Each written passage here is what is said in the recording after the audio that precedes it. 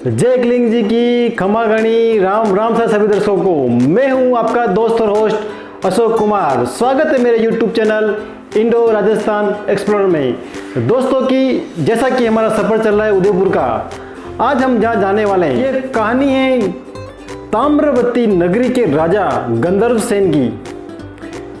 कहा जाता है कि राजा गंधर्व सेन को किसी श्राप के कारण वो दिन में गधे का रूप धारण कर लेते थे और रात को इंसान के रूप में आ जाते थे। इस श्राप से मुक्ति के लिए उन्होंने माँ गंगा की स्तुति की, माँ गंगा की तपस्या की और माँ गंगा से वरदान मांगा कि हे माँ गंगा, जब अंतिम समय आए और मेरी चिता जब भी जले तो उसको शांत करने के लिए, उसकी अग्नि को शांत करने के लिए आप स्वयं में प्रकट हो। दोस्तों, जब राजा गंधर्व सेन की मृत्यु हुई थी तो उनकी चिता को जलाया गया और हिंदू संस्कृति के अनुसार 3 दिन बाद उनके परिवार के सदस्य या परिजन अस्थि संग्रहण के लिए वहाँ जाते हैं। जब उनके परिवार के सदस्य वहाँ पहुँचे तो वहाँ जो चिता थी वो वैसे जल रही थी जैसा पहला दिन जल रही थी। तो इस स्थिति में वो उस चिता को कैसे शांत करते हैं? दोस्तों, वो वापस घर आ गए और वो चिता 7 दिन तक जलती रही। उसके बाद वहाँ स्वयं माँ गंगा प्रकट होकर राजा गंधर्व सेन की चिता को शांत किया। दोस्तों, वो स्थान आज गंगोद्भव कुंड के नाम से विख्यात है। यह स्थान उदयपुर के अंदर जो आयड सभ्यता जानी जाती है, जिसका नाम प्राचीन नाम ताम्रवती नगरी था, वही के राजा गंधर्व सेन थे और वो स्थान आज भी मौजूद है। दोस्तों, हम पहुंच चुके हैं उस जगह पे जिसका जिक्र मैंने किया था, ताम्रवती नगरी के राजा गंधर्व सेन, जिनकी चिता को या उनका अंतिम संस्कार जिस जगह किया गया था, क्योंकि उन्होंने जो गंगा माँ से वरदान मांगा था कि मेरी चिता को आप ठंडा करें, तो एक जलधारा माँ गंगा के रूप में जिस कुंड में फूटी या स्फुटित हुई, वो कुंड मेरे पीछे है, हम वहाँ जाएंगे। इस कुंड की महिमा बहुत ही ज़्यादा मानी जाती है। माँ गंगा के समान इसका पानी पवित्र माना जाता है। विभिन्न अवसरों पर लोग यहाँ आते हैं और स्नान करते हैं ताकि माँ गंगा के पानी में जिस तरह से स्नान करने से उनको पुण्य मिलता हो, वो उनको यहाँ मिलता है।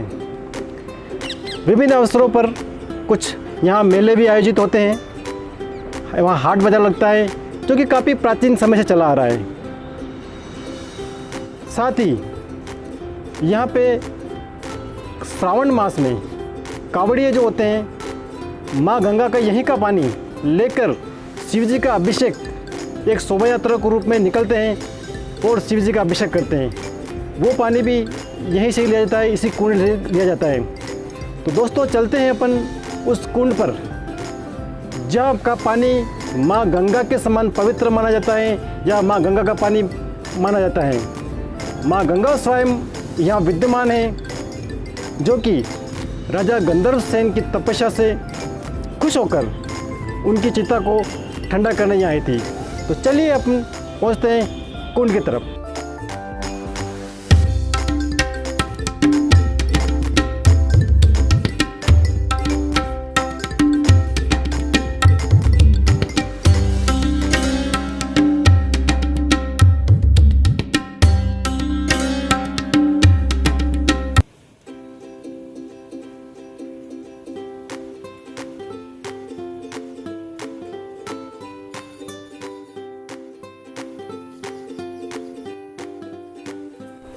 दोस्तों, आप देख रहे हैं कुंड के पास ही कुछ खंडित विखंडित मंदिर के अवशेष। ये भी काफ़ी प्राचीन माने जाते हैं। अभी काफ़ी क्षतिग्रस्त हो चुके हैं, लेकिन प्राचीन मंदिर के अवशेष जो कि काफ़ी प्राचीन है। आप देख रहे हैं सामने शिव जी का मंदिर, 4000 वर्ष प्राचीन सभ्यता के अवशेष ताम्रवर्ती नगरी के अवशेष के रूप में आप देख रहे हैं।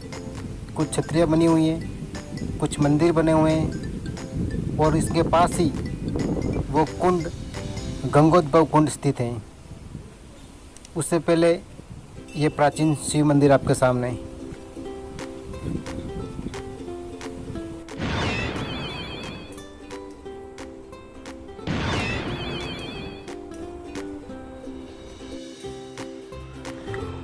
ओम नमः शिवाय। दर्शकों, हम आप तक पहुंचा रहे भोलेनाथ बाबा के दर्शन, शिवजी भगवान के दर्शन।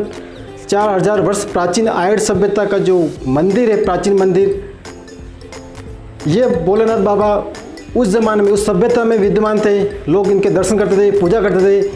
हम आज आपको उन्हीं प्राचीन शिवलिंग भोलेनाथ बाबा के दर्शन आपको करा रहे हैं। भगवान भोलेनाथ बाबा सभी दर्शकों की मनोकामना पूर्ण करें। ओम नमः शिवाय। अब हम चलते हैं जो कुंड ताम्रवर्ती नगरी का, जहाँ का पानी माँ गंगा के समान माना जाता है। आइए दर्शन करते हैं उस कुंड के।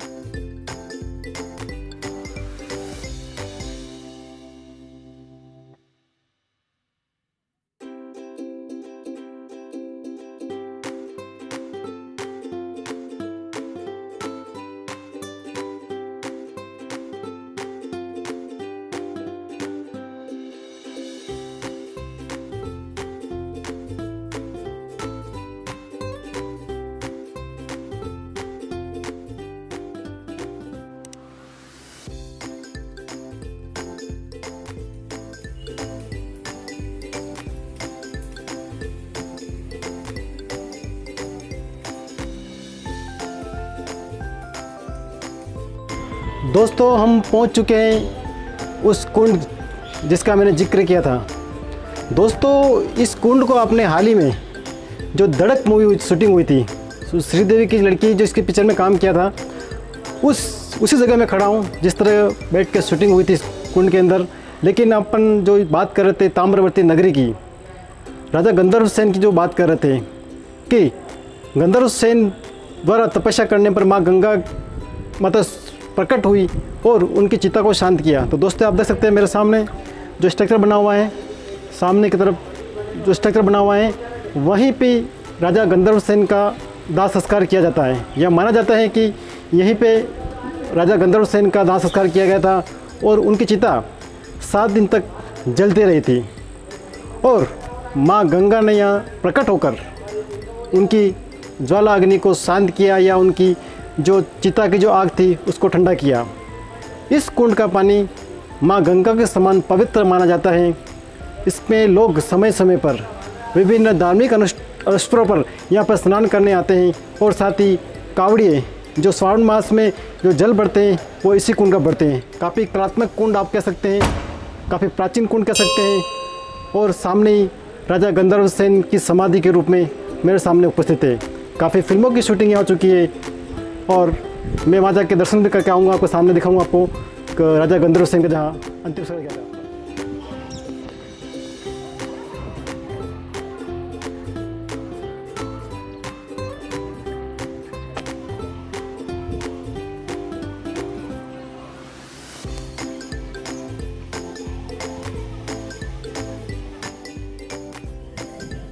तो दोस्तों, फाइनली मैं उस जगह पहुंच चुका हूं जिसका जिक्र मैंने किया था, राजा गंधर्व सेन की समाधि। बिल्कुल मैं वहीं बैठा हुआ हूं समाधि के पास ही और आप देख रहे हैं पीछे एक कुछ स्थान बना हुआ है भोलेनाथ का और आप देख रहे हैं मैं कुंड के बीचों बीच बैठा हुआ हूँ। यह स्थान चारों तरफ से पानी से घिरा हुआ है।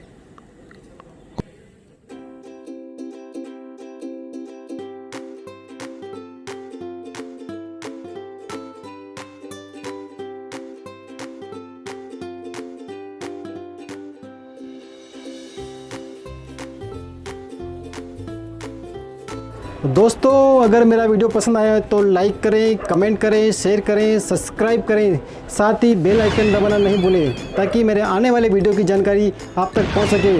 आपका जो प्यार मिल रहा है उसके लिए बहुत बहुत आभार। जय कलिंग जी की खमागणी। राम राम सा। मिलते हैं।